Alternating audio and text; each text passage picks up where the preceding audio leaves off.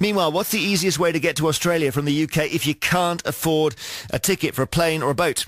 When Reg Spiers faced that problem in 1964, the answer he came up with was to post himself back to his native Australia in a large wooden crate. This is such a great story. He worked in the export cargo section of Heathrow Airport, and he knew it was possible to send freight cash on delivery to be paid for on arrival. So Reg decided that as he didn't have the money to pay for a seat on a plane, he would travel the 9,000 miles to Perth in a box as freight. And the first thing he needed was a suitable box to hide in. That's when his friend John McSorley stepped in and offered to build a specially designed travel crate for Reg. We're going to hear from John shortly, but first let's speak to Reg himself, who joins us from Adelaide to tell us about the trip. Good afternoon. How are you?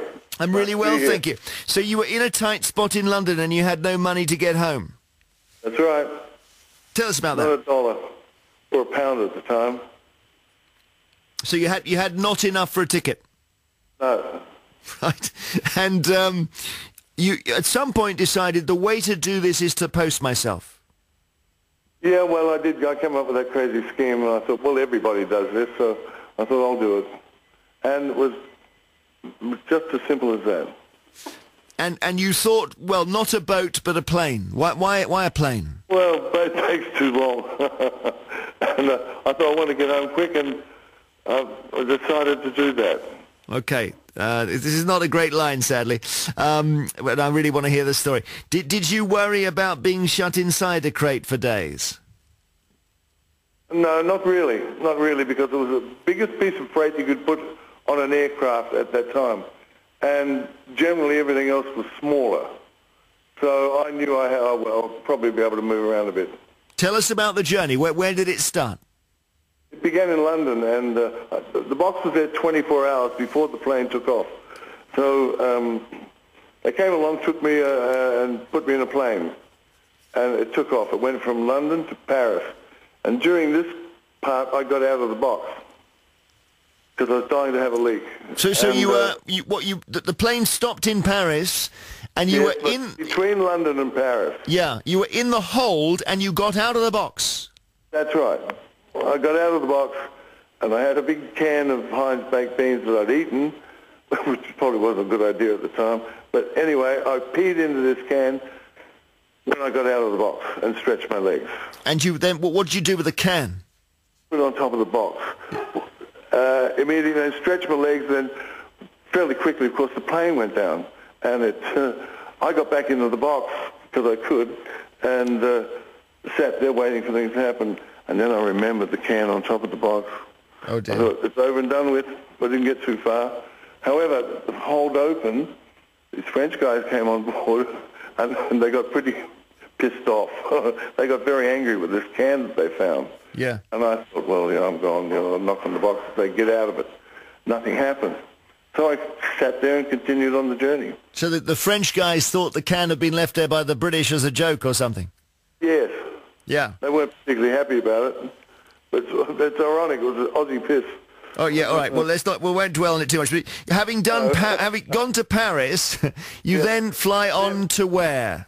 Bombay. I finished up Mumbai. I finished up in Mumbai, and the plane landed, and the hold opened. They took me out of it and put me on the tarmac. In Bombay? This was between planes. They're going to put me on another plane.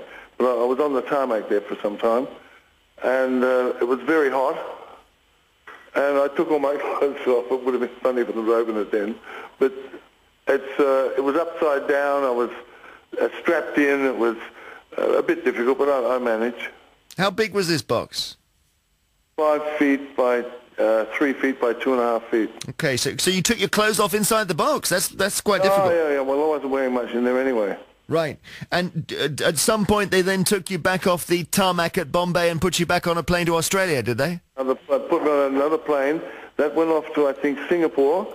And then after Singapore, there was a long, long haul, and I figured I'd be landing in Australia soon, which I did, because when the hold opened, because this piece of freight was so large for an aircraft, these guys got on board, and I heard them, and they weren't happy either, because the box was for them. and they were cursing and carrying on.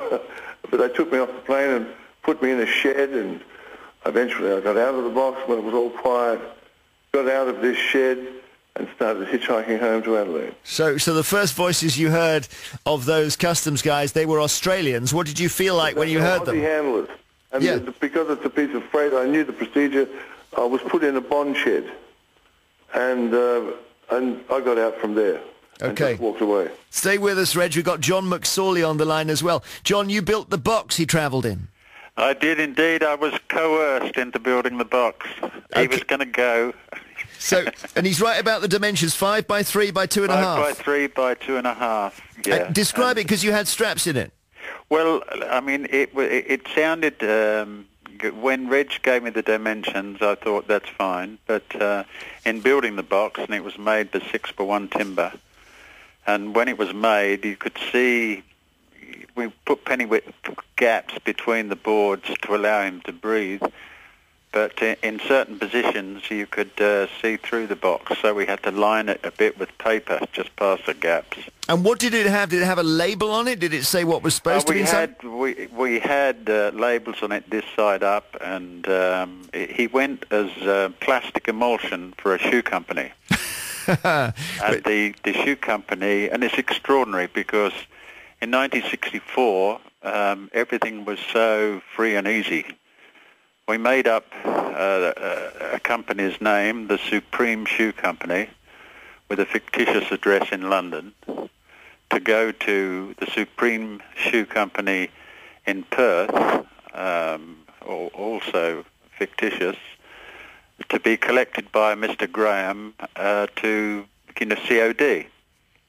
So you and had all this was accepted. Reg went along to Smith's, the stationers, and got the various forms and so on, and so it all seemed legitimate.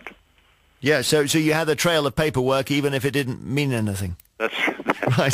That's right. So you were in London and your friend goes off in your box, and I guess you don't hear anything for 3 days because that's how long it took. Did you hear when he'd landed? Well, no, because we'd actually planned to go to Perth because Perth was a smaller airport, and we felt that he could get out of Perth Airport easier than Adelaide. But then I knew that he'd still got to get from Perth to Adelaide, which is still a substantial distance. Now, we'd planned initially to do the deed and then sell the story to the papers to pay for the freight charges. But I didn't know exactly how long it would take Reg to get from Perth to Adelaide. And so, and with him being held up, and I wasn't aware that he didn't take off straight away because he was put in the hold. He was put in the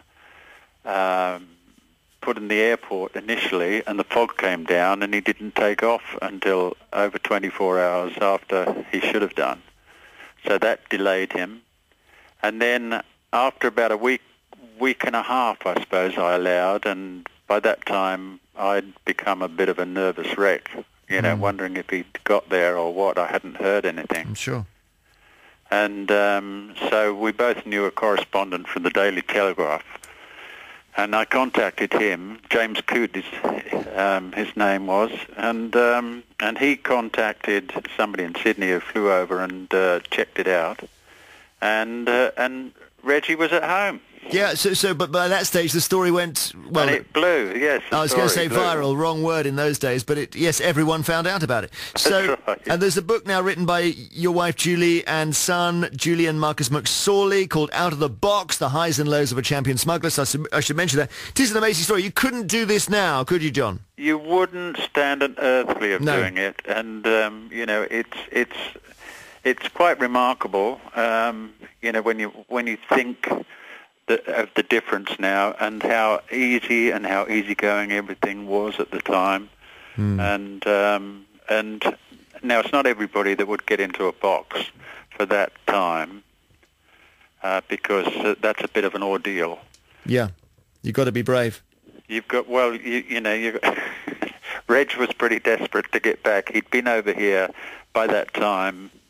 Well, he'd probably been in England about 4 months, but he worked his passage over from Australia on a Norwegian oil tanker, so that would have taken about 6 weeks. He'd been away from home a long, long time, and he was desperate to get back. Thank you very much indeed. John McSorley, who built the box Reg travelled in, and Reg Spiers himself did something we don't think you could do now, which is, if you can't get back to Australia, you put yourself in a box and send yourself by post. I know you're going to phone me now and say you did it last week, but you can't do it now, can you?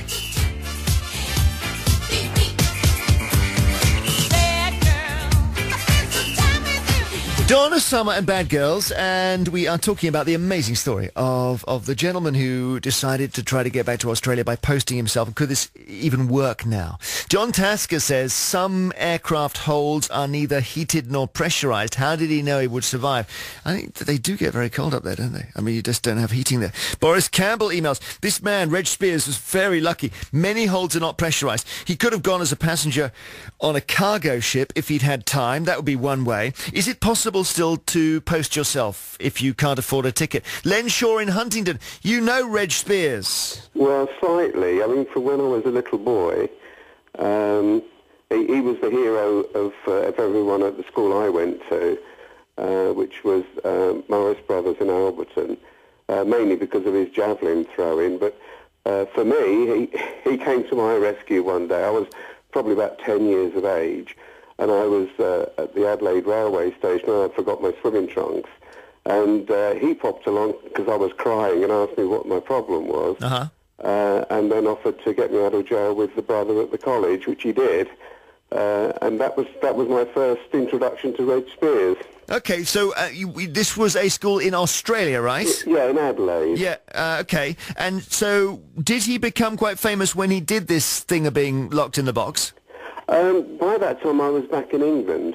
Why he was sort of so popular at school was because of his javelin throwing, because he used to do demonstrations. Now, you mentioned the javelin before, and this is part of the story that hasn't come out, but he was trying to become an Olympic javelin thrower. He was, yeah. And does that fit into the box story at all? He didn't have a javelin in the box or anything, did he? It was no, not to my knowledge. No. I only heard about that story when I was back in England, and I think it broke in the Daily Mirror or one of the papers. There was just a very small piece about man in a box. I know that he was trying to retrain in the UK to get into the Olympic team for Tokyo in '64, but he didn't quite manage it or something. Right. Yeah. That's right, yes. Amazing. Well, there we are, and still people talk about it now, 50 years on. I guess... Well, I certainly... I was, funny enough, I was talking to my grandchildren about it only last night. Really? I picked my eldest granddaughter up from Heathrow, and she asked me what I got for my birthday, which was the book. Oh, right. So I was telling her about the book and telling her about the story again. So but it sounds, really, from what his friend John was saying, it's just a reminder that they were very innocent times, because these days